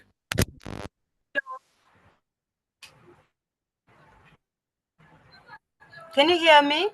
Yes, I can. Hello. Oh my goodness. Hi, thank you so much for giving me the opportunity. And thanks for the wonderful presentation. I've enjoyed so much, especially that part for the public speaking. I love public speaking, but I wanted to inquire something small. Mhm. Like, as a public speaker, if you're on the stage, are you supposed to be moving from one end to the other, front, back, or you just stand maybe steady and maintain one position? That is one Mm. thing I wanted to inquire. Okay, no worries. Thank you. I got that. It comes down to you. It comes down to your style. Some people, them walking up and down the stage actually becomes a distraction because they do it too much. Um, Also understanding that your movement can become part of the message. So if you do something too much in certain situations, it can start to be distracting from the message. Um, Also, in the same breath, some people the theatrics is you know that's what gets the message across. So it really depends on your style, and it really depends on what you going back to what I said about the strategy, what you think the strategy for I don't want to call it a performance, but what you think the strategy for the presentation is going to be. It really all depends on you. I think it's about finding that balance for you. If you realize, for me, I I move my hands a lot. Some people don't like it at all. Some people it detracts from their message, and it's not really nice. And then I think also another thing, especially since we're in international leadership boot camp, it's also having a cultural awareness and understanding of certain sensitivities in different cultures. Um, Very good example. I live in the UK. People don't like it when you point at certain things. I don't know, just culturally they don't like it. But where I come from originally, we point at every and anything. So it's something that I had to unlearn when I got into the workplace, like just pointing. So sometimes depending on who you're talking to, you have to adapt to certain cultural sensitivities with your audience. But like I said, it comes down to you, comes down to what you're comfortable with. What you're comfortable with is going to get the message across. If you're not comfortable with something, your message is going to be a distraction. So I think that's what I would say on that. Thank you. Anyone else? Yes, but before we take the last two persons, there was a question in the chat here. I'd like to draw your attention that asking, what exactly is that one thing that PFF microgrant judges look out for in a proposal? Is it the alignment with the theme of the bootcamp, or is it that it should resonate with the foundation's ethos? I'm asking because this is not my first time submitting a proposal. My resilience is quite strong, isn't it? Wow. Thank you so much for asking that question. What do we look for? Um, the big thing specifically within this forum is leadership. The main thing that we need to see is how you are going to impart leadership into on to other people. I think that's the first one. But after I speak, I'll let Uncle Sob speak as well. So the first one is leadership. I think the second one also has to do with how practical we think what you have said you will do, you can do.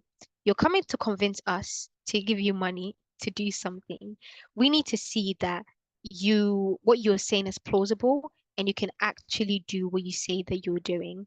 Um, and therefore, everything that I've presented with the how, the who, the where, and doing that background work to think that this is my community. I know my community.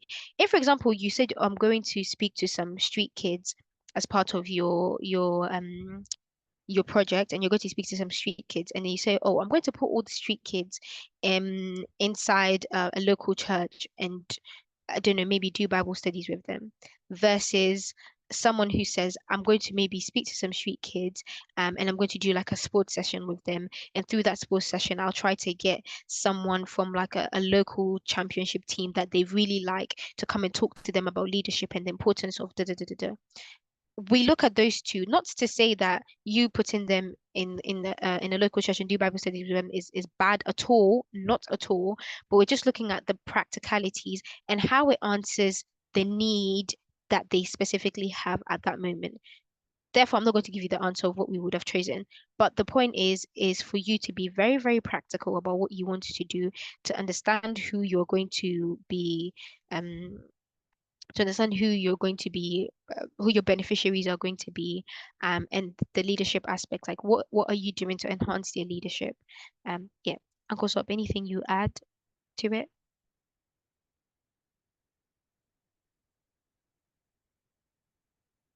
No? Well, I was wondering, I don't think that we don't want to accept any proposal. The important thing Exactly. for us is that one is you show us that you can do it. That's a way to do that is take, for example, you want to do a project. You have to tell us where you want to do that project. You have to tell us when you want to do that project. You have to tell us a realistic budget of how much you want to do that project. So you can't say, I want to do this project, but everything I'll buy will be $5. We know you are not saying the truth because some things are $20 and some things are $25. So you have to tell us exactly how much everything is. Show us that you can do it. Write it in as simple as possible so that even if we hate you, we can at least say, oh, that's a really good proposal, you know? So just do it in such a way that if we take that your proposal, we can do that project by ourselves. right? If you hand it to somebody else, can they do that project? If the answer is yes, then it shows that you show a mastery, a full-on understanding of the circumstance of the place, and you can actually do this thing. The best way I look at it is only money is your problem. Like you already have figured it out, but it's just money. Give me money and I'll get this done. And once you convince us of that, we don't care where you are, we send you the money. We'll find a way. If you like, be under a rock in somewhere in Ileife or something. Ileife is a very remote village in Nigeria. So yeah, we'll find you, we'll give you the money there. Yeah. Okay, thank you. Anybody else, Francis? Yes, can we have Prince Boateng? Then after that, then we can have Olayinka. Oh, I think Olayinka is not yet. So Boateng, can you please ask your question? Okay, thank you for the opportunity. And today was a great day. I enjoyed the presentation. So I'm Prince from Ghana, and I have a short question, and it's what are some of the common mistakes to avoid in public speaking, especially with facial expressions and body language? I'm going to repeat it because I think I missed it. So what are some of the common mistakes to avoid in public speaking, especially with something in body language? What was the second thing? First thing you said? Facial expressions. Oh, with facial expressions and body language. Okay. Common mistakes. To be honest, it's all about your audience. It's all about your audience. It's all about your message. Yeah, I can't. I'm really thinking about it, and maybe someone else can jump on. Maybe someone like Uncle Sop or maybe one of the speakers if they're here. I can't necessarily think about something that you can do during public speaking. If it doesn't align with your message and it doesn't align with your audience, that may fall out of what is considered acceptable during public speaking. Because again, public speaking is about you bringing your audience along with you so that they understand the message that you're trying to convey. Common common things that people do. Maybe I can't necessarily say if you frown your face, for example, that is necessarily bad. Actually, the mistakes would be number one, not understanding your audience, not knowing what your audience, not knowing what type of audience that you're going to speak to, and knowing that this maybe this that I do in this specific space would be considered too much or something. So I think maybe number one, knowing your audience. But also number two, maybe not finding opportunities within your strategy. Remember, the public speaking has to do with strategy. You're not finding opportunities within your strategy, where you think I could have emphasized this point in this way. I could have done this point in this way. Yeah, so if maybe like I give an example, when you're writing an essay or you're writing written text and you just wrote everything, just you didn't write your heading in extra bold sentences, you didn't underline, you didn't highlight in, I don't know, in different things. Your message can still be there, but you haven't necessarily placed emphasis in specific places. Yeah, that's what is coming to my mind. But I know someone else in the chat has something to say. Do you want to come, Wisdom? Do you want to come off and maybe share what you may think some of the common mistakes are? Or you can type either way.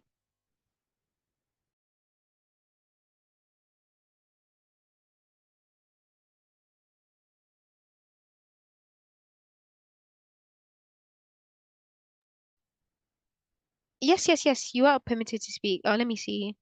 Maybe we have to unmute. Is it that you can't unmute your button? Okay, can I speak? Yes.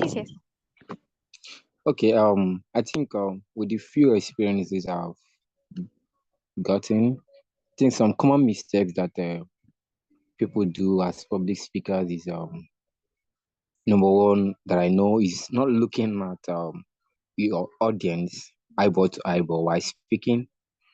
So some of them looks at the ceiling, some looks up while speaking. They don't look at their audience face to face. So I think that is not good also as a public speaker. Then secondly, that I've noticed is um, nervously button and unbutton your coat before your audience.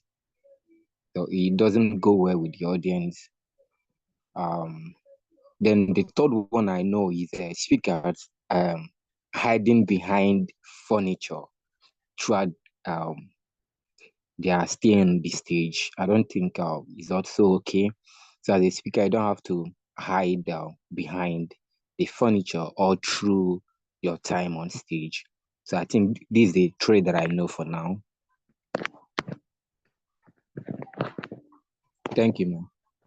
No worries. Thank you for sharing. Yeah, I think actually those are pretty universal, yeah, quite universal. And they probably didn't come to my head, but I haven't said looking at your audience eyeball to eyeball. I would say not not always, not that you should look at the ceiling, but some people, for example, they're too scared to look into people's eyes, so they look at their forehead, or they look just at their hairline so that it looks like they're keeping eye contact.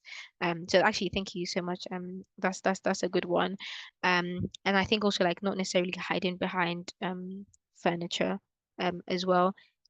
Technically, anything that acts as a distraction from your message should not be part of your strategy, essentially. So it means you have to really think about what some of the cues are. And when you practice and people give you feedback, they'll naturally tell you what some of those things look like. Okay. Anything else for me? I know I'm trying to find, sorry, I'm trying to find my LinkedIn to post in the chat. But before that, anything else before I hand it over to Uncle Sok? No? All right. Thank you all Very for having me. specific. Oh, sorry. Did someone say something? All right, sorry. I just want to clarify something. That is there any specific inclination towards religion? For some of us who are making impact in the religion or Sorry, space. can you ask that again? I think I missed some of the things you All right, said. so I was just asking, are there specific considerations for projects in the area of proposals in the area of religion? Like you're working in a community and you're a faith-based kind of person and you really want this kind of fund to make more impact in that kind of community. Are there specific considerations for such? Thank you. Let me give this to Uncle Sop. I mean, they're not necessarily. It's all about how you scope out the problem that you're trying to solve specifically. I think Uncle Sop will be able to speak a lot more to that question. We don't care where you are doing the project. So let's say there is a specific mosque in your area that you want to work with, and they've given you permission, then for sure. Because we as PFF, when there's been a project we had to do, and we had to work with the chief imam in the Sabo area, or in this community, there's a community we went to in Oyo State. The imam had to give us permission to use the school premises for their local Muslim school. Yeah, so if you're also doing an event in a church, let's say there are young people in the church that you want to help to know more about leadership and you are using the church as a venue, you are partnering with the church, by all means. But we are not furthering a religious project. So if you say you want to buy, say, Bibles or Qurans for people, that is not something we can fund. Right, so it's a leadership project that may partner with religious institutions, and that is because we understand how important religious institutions are to developing countries. And for those of us in Africa, religion is really important. So if you work with them, good, but we will not further a religious objective. I think we can take Ife's question and then that would be it. Yeah, Ify, you can ask your question.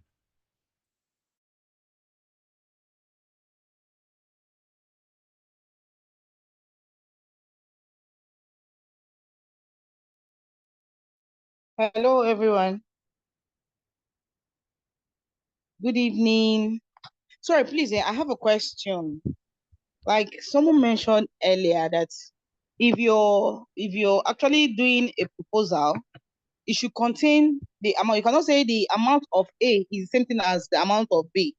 So now, like someone who wants to write a proposal based on just female, do you understand? Like just doing a proposal for secondary school, something that will benefit the secondary school girls.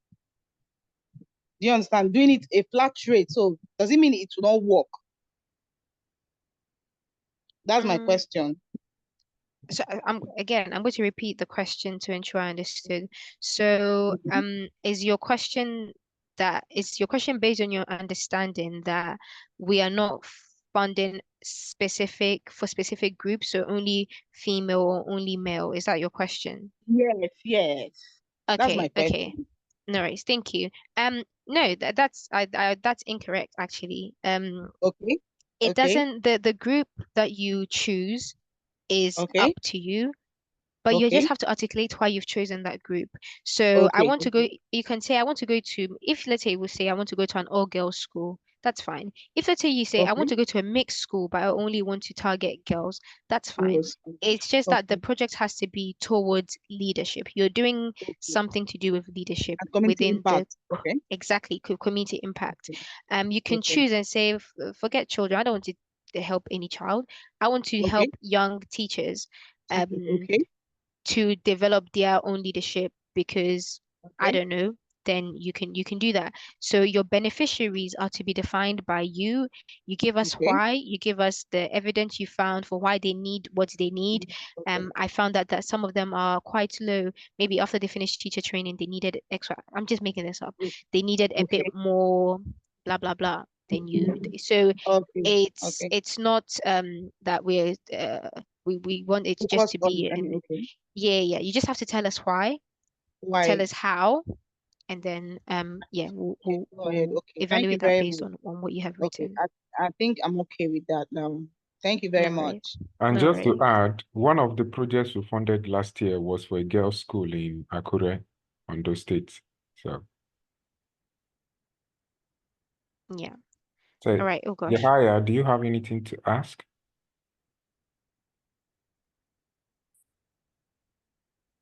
Yahaya?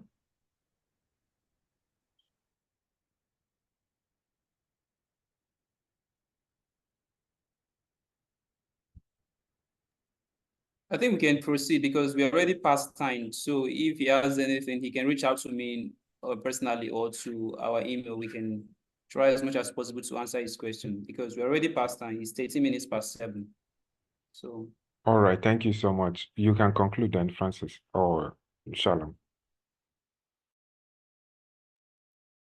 All right. So thank you very much, Afua, for the wonderful presentation and for answering all the questions that were posed at you. I know that there were a lot. So thank you. And for everyone for staying through since the beginning of this training, that was on the first day to this moment. It's really been a privilege and we are happy to have you here because without you, there will be no International Leadership Bootcamp. And we normally try from our end to get speakers from diverse grounds and from different places, from different fields, so that we get like a kind of different perspectives and different experiences. And we're also happy that we have you from different countries and different parts of the world. This is the 3rd edition of Precious Fountain Foundation International Leadership Bootcamp. Next year, we are going to be having the 4th edition, and we are going to look forward to seeing you there because it's going to be an improvement on this, and I believe you can only imagine what that is going to be. So, few things you have to take note. We are going to send the attendance form to your emails. Kindly fill it. A date is going to be given as well. You have to fill it before that date so that we process the certificate. And the links to the videos have already been sent in the chat, but I'll still send it to your emails as well. So you can watch the videos again and learn.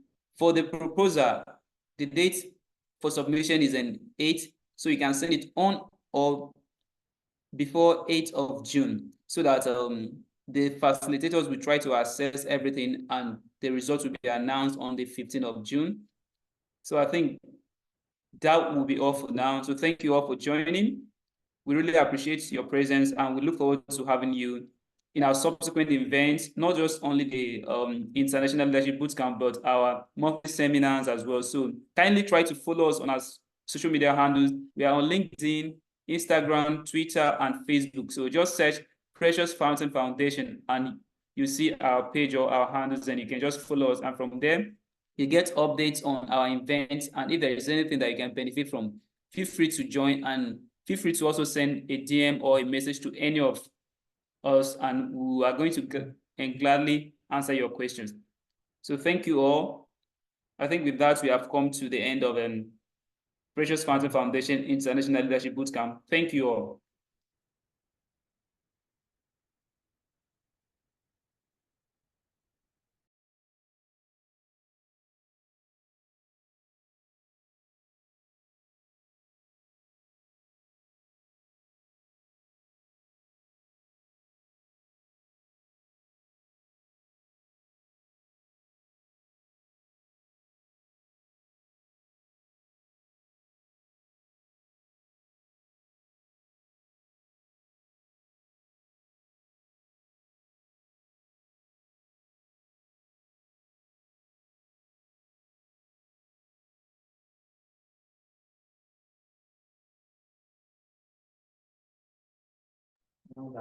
I will also, and I'm going to send the link to Afua's LinkedIn handle as well. So all those links are going to be sent. That is for the facilitators. For each of them, I will send their listing, their handle, so that you can follow them up on whichever channel you want to follow them.